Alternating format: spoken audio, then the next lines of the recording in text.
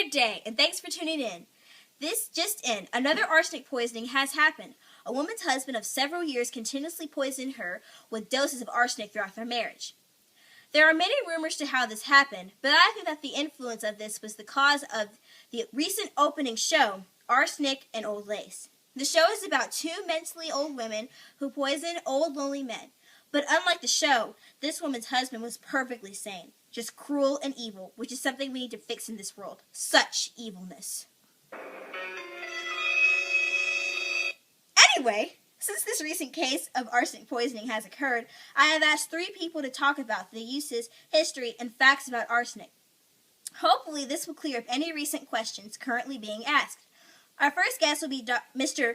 Carl Carlton, an arsenic historian of 8 years. He will inform us on the history of arsenic poisoning. Our second guest is chemist Wyatt Erickson, who will tell us the interesting uses that arsenic can be used for, besides killing. And our last guest is Dr. Aaron Johnson, who will explain the medical uses of arsenic. All of this should be quite exciting and intriguing. Now let us cut over to our first guest, historian Carl Carlton. Hi, I'm Carl Carlton. The history of arsenic poisoning ranges farther back in history than the Brewster sisters. There have been many accounts of murder associated with arsenic. These vary from intentional drink poisonings like the Brewster sisters to accidental poisonings.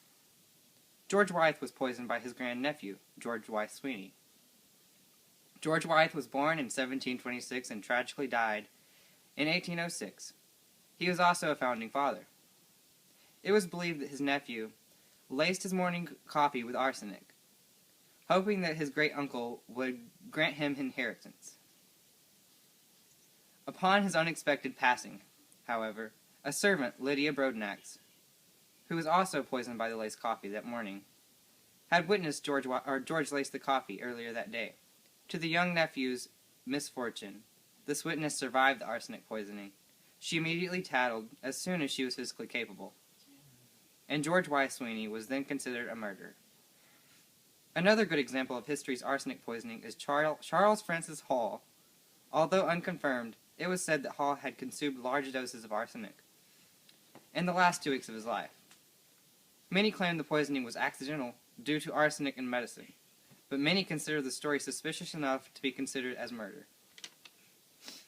It is likely that the case of Hall's death will never be solved, because all of its evidence has been lost in the course of history. At least it is a contributing case to arsenic poisoning. Napoleon Bonaparte is also an interesting historical figure when it comes to arsenic. Although claims suggest that Napoleon died of cancerous reasons, traces of arsenic in his hair follicles were found. This suggests murder, possibly, and it could have been caused by arsenic. And now I turn things over to our chemist for some educational facts about arsenic poisoning. Hello, my name is Wyatt Erickson. Arsenic is element 33 in the periodic table. It has many practical applications aside from poisoning.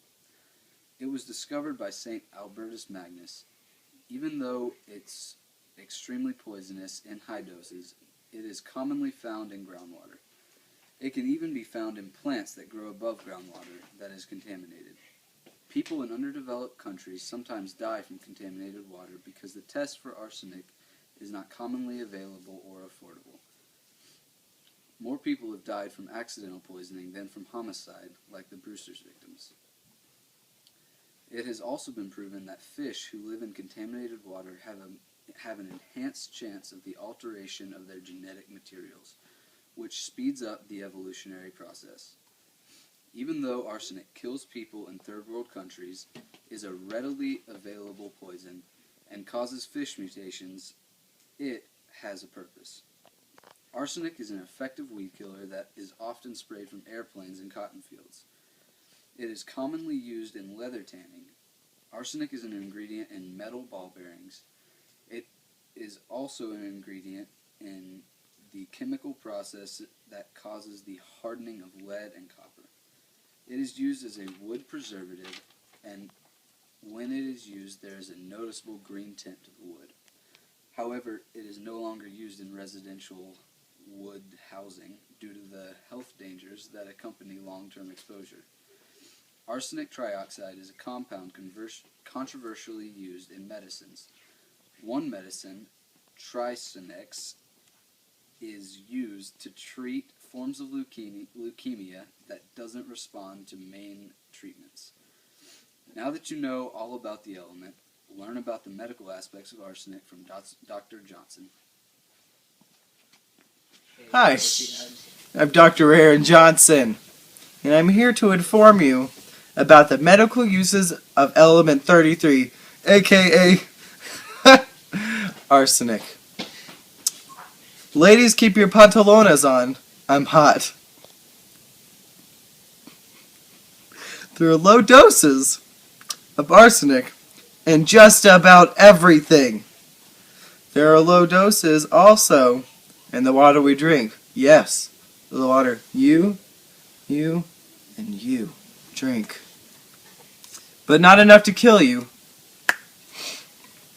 The physiological effects of arsenic are patchy hyperskin pigmentation, small focal keratosis, and other skin lesions or lesions, however you prefer. Those are common in high chronic exposures. Can also cause cancer. It can also differ between different countries. Lung and skin cancer are the most common forms. It can also cause diabetes. In water, there's a limited amount of it. The FDA makes sure you only are allowed a minute bit of it. Now don't be scared. Arsenic poison is indeed treatable. Hemodialysis removes arsenic from the bloodstream, but only before it binds the tissues, so there is only a short amount of time for the treatment to work. Similarly, arsine binds to and causes rapid blood cell destruction, so blood transfusions and exchange transfusions may also help. But there is no good data to indicate these will be successful. Consultations with a nephrologist and toxologist ASAP is recommended. Other consultants may need to be called. Chelatin therapy is usually begun quickly through an intravenous line. The drug in the arsenic is then excreted through your urine. The chelatin drug of choice is dimercaprol, also Secumar, and Dimerol.